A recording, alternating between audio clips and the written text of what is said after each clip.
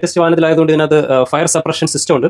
അപ്പോൾ ഇതിനകത്ത് എന്തെങ്കിലും തരത്തിലുള്ള സ്മോക്കുകൾ ഉണ്ടായാൽ സ്മോക്ക് ഡിറ്റക്ട് ചെയ്യാനുള്ള എക്വിപ്മെന്റ് ഇതിന് അറ്റാച്ച് ചെയ്തിട്ടുണ്ട്. ഈ കവർ മാറ്റി വെക്കേണ്ടതാണ്, നമുക്ക് മാറ്റേണ്ടതാണ്. അത് മാറ്റി വെച്ചാൽ ഡിറ്റക്ട് ചെയ്തിട്ട് ഓട്ടോമാറ്റിക്കായിട്ട് വാട്ടർ മിസ്റ്റ് വീഴുകയും കുട്ടികൾക്ക് രക്ഷപ്പെടാൻ അവസരം കിട്ടുകയും ചെയ്യും. എല്ലാ വാഹനത്തിലും അകത്തും പുറത്തും എഴുതി വെക്കണം എമർജൻസി എക്സിറ്റ്. വൈറ്റ് പ്രതലത്തിൽ റെഡ് ലെറ്ററിലാണ് എമർജൻസി എക്സിറ്റ്. ഇത് ഇമ്പോർട്ടന്റ് ടെലിഫോൺ നമ്പേഴ്സാണ് എമർജൻസി ആവശ്യത്തിനുള്ളത്. ഇത് ബാക്കിലും ഇതുപോലെ തന്നെ എക്സിറ്റ് ചെയ്യും. സീറ്റുകളെല്ലാം നല്ല കവറുകൾ ഇടണം. പഴയതാണെങ്കിൽ അത് മാറ്റുക. അതെല്ലാം ക്ലീൻ ചെയ്യാവുന്നതാണെങ്കിൽ പഴയ വാഹനങ്ങളൊക്കെ നല്ല ക്ലീൻ ചെയ്ത്. കുട്ടികൾക്ക് ബുക്സ് വെക്കാനുള്ള റാക്കാണ്. അതുകൊണ്ട് ഇതിന്റെ അടിയിൽ ബുക്ക് വെക്കാനുള്ള റാക്ക് ക്രമീകരിച്ചിട്ടുണ്ട്. അപ്പം ആ റാക്കും പൊട്ടിയിട്ടൊക്കെ ഉള്ളത് ഒന്ന് കറക്റ്റ് ചെയ്യും. അതെല്ലാം കറക്റ്റ് ചെയ്തുകൊണ്ട് സംബന്ധിച്ചിടത്തോളം ഈ റെഡ് കളറിലെ സ്റ്റിക്കേഴ്സാണ് ഉപയോഗിക്കേണ്ടത്. അതുപോലെ തന്നെ നമ്മളെപ്പോഴും ഈ ബ്രേക്ക് ലൈറ്റുകൾ ഇൻഡിക്കേറ്ററുകളൊക്കെ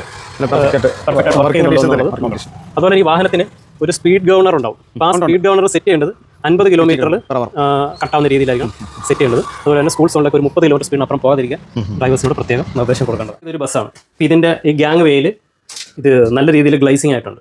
അപ്പോൾ ഇൻ കേസ് ആരെങ്കിലും നിന്ന് കഴിഞ്ഞാലോ അല്ലെങ്കിൽ വണ്ടി വരുന്ന സമയത്ത് നടന്നു വന്നു കഴിഞ്ഞാൽ ഗ്രിപ്പ് കിട്ടും. അതുകൊണ്ട് ഇതിൻ്റെ ഡോറിൽ പിടിപ്പിച്ചിരിക്കുന്ന ലോക്കാണ്.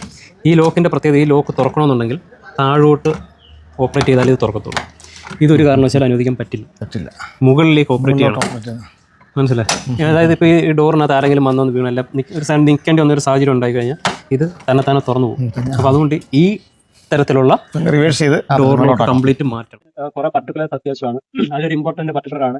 വാഹനത്തിന്റെ chassis number, engine number, tax validity, പെർമിറ്റിന്റെ വാലിഡിറ്റി, ഇൻഷുറൻസിന്റെ വാലിഡിറ്റി, പൊല്യൂഷൻ സർട്ടിഫിക്കറ്റിന്റെ വാലിഡിറ്റി മുതലായ ഈ സൈഡിൽ രേഖപ്പെടുത്തണം. അതുപോലെ സീറ്റിംഗ് കപ്പാസിറ്റി എത്രയാണെന്ന് വെച്ചാൽ ബാക്കിൽ രേഖപ്പെടുത്തണം. ഈ ഒരു പർട്ടിക്കുലർ ലെഫ്റ്റ് സൈഡിൽ സീറ്റിംഗ് കപ്പാസിറ്റി ബാക്കിൽ എഴുതണം.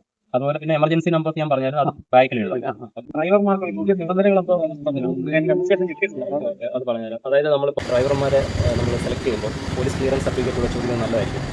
അവരുടെ പോക്സോ കേസിലോ അല്ലെങ്കിൽ NDPS കേസിലോ അതുപോലെ തന്നെ ഗുരുതരമായ റോഡ് ആക്സിഡൻറ്റ്, ഡ്രൈവേഴ്സിന് മദ്യപിച്ച് വാങ്ങുന്നു, അങ്ങനെയൊക്കെയുള്ള ആൾക്കാരെ ഇതിലോട്ട്.